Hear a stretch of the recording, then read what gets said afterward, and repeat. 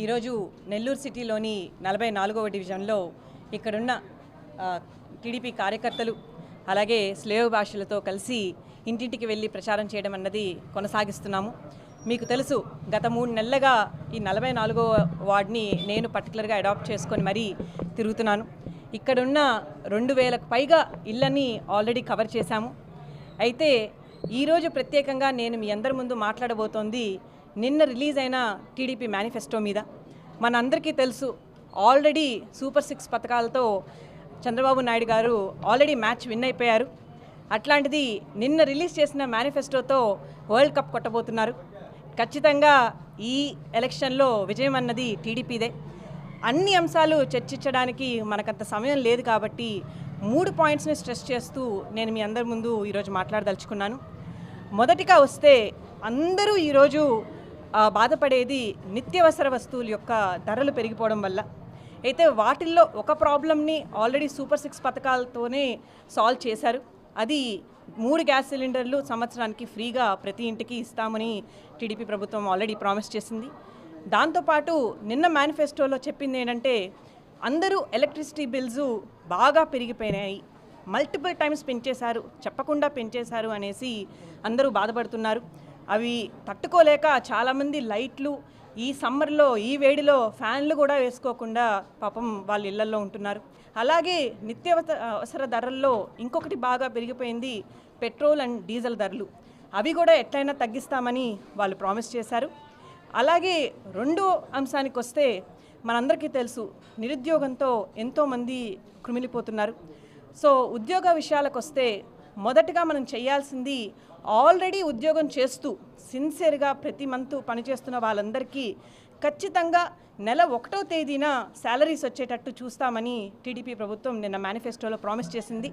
అది డెఫినెట్గా కష్టపడుతున్న వాళ్ళందరికీ, ఆల్రెడీ ఉద్యోగం చేస్తున్న వాళ్ళందరికీ ఒక అమృతంగానే వినిపిస్తుందనేసి నేను అనుకుంటున్నాను. అలాగే అంగన్వాడీ వర్కర్స్ కానివ్వండి, ఆశా వర్కర్స్ కానివ్వండి, పాపం ఆడవాళ్ళు ఎంతో కష్టపడి వాళ్ళు ఇంట్లో ఉండి పిల్లల్ని చదివించుకుంటూ ఇలా సేవ చేస్తున్నారు. వాళ్ళకి సుప్రీంకోర్టు ఆర్డర్ ప్రకారం వాళ్ళకి కావాల్సిన మినిమం వేజెస్ అవి ఖచ్చితంగా అందజేసేటట్టు చేస్తామని ప్రామిస్ చేశారు. అలాగే వాలంటీర్లకు కూడా ఇప్పుడు వస్తున్న జీతం 5,000 అయితే దాన్ని 10,000 చేస్తామని ప్రామిస్ చేస్తున్నారు. అలాగే మీరు కానీ ముందు సూపర్ 6 అప్పుడు కూడా చంద్రబాబు నాయుడు గారు ప్రామిస్ని చూసినట్టయితే, తను ప్రభుత్వం ఫామ్ అయిన వెంటనే ఫస్ట్ పేపర్ మెగా డిఎస్సి మీద నేను సైన్ చేస్తానని పదే చెప్తున్నారు. ఇలా మెగా డిఎస్సి ప్రాజెక్ట్ ద్వారా, అలాగే ప్రతి ఇయర్ జాబ్ క్యాలెండర్స్ రిలీజ్ చేసి, అలాగే నేషనల్ అండ్ ఇంటర్నేషనల్ ఇండస్ట్రీస్ని మన ఆంధ్రప్రదేశ్కి తీసుకొచ్చి స్కిల్ సెంటర్స్ని ఎస్టాబ్లిష్ చేసి, వీటన్నిటి ద్వారా 20 లక్షల జాబ్ ఆపర్చునిటీస్ని క్రియేట్ చేసి యువతీ యువకులకు ఒక రక్షణ కల్పిస్తాము. మేము డబ్బులు ఇవ్వడమే కాదు, మీ చేత మీకే ఎర్నింగ్స్ అన్నది వచ్చేటట్టు చేయిస్తామని ఆయన ప్రామిస్ చేశారు. ఇదొక అద్భుతమైన విషయము. ఈ విషయం మనం ఒక పండగలాగా కూడా సెలబ్రేట్ చేసుకోవాలి.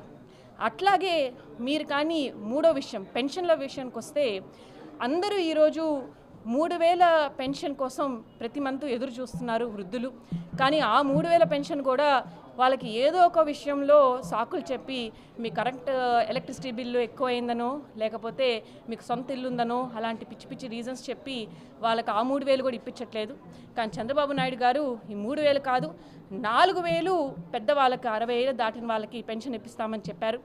దాంతోపాటు నిన్న మేనిఫెస్టోలో బీసీలకు, అలాగే ఎస్టీ ఎస్సీ కమ్యూనిటీస్ వాళ్ళకి, అలాగే ముస్లిం కమ్యూనిటీస్ సోదరులకు 50 ఇయర్స్ దాటిన వాళ్ళని కూడా పెన్షన్ ఇప్పించాలనేసి డిసైడ్ అయ్యారు. ఇదొక అద్భుతమైన విషయం. దీన్ని డెఫినెట్గా అందరూ సద్వినియోగం చేసుకుంటారని కోరుకుంటున్నాము.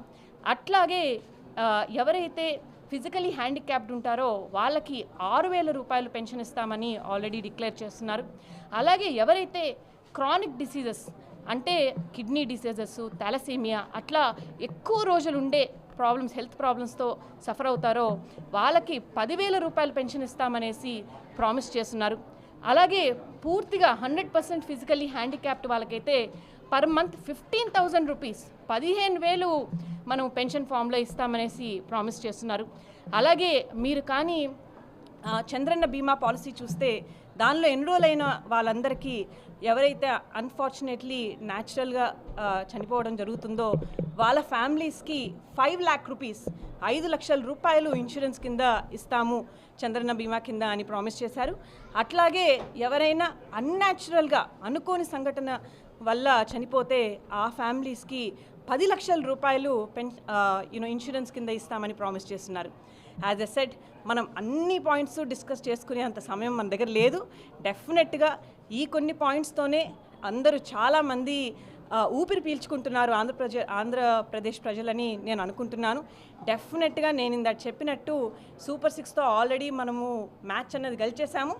ఇప్పుడు రిలీజ్ చేసిన టీడీపీ మేనిఫెస్టోతో టీడీపీ అత్యధిక మెజార్టీతో స్పెషల్గా నెల్లూరు నుంచి నారాయణ గారు మా నాన్నగారు ఎమ్మెల్యేగా కంటెస్ట్ చేస్తున్నారు. తను చేసిన అభివృద్ధి 2014 నుంచి 2019 వరకు తను చేసిన అభివృద్ధి చూసి డెఫినెట్గా ప్రజలు అత్యధిక మెజార్టీలతో తన్ని అలాగే వేమిరెడ్డి ప్రభాకర్ రెడ్డి గారిని ఎంపీగా ఎన్నుకోవడం జరుగుతుంది.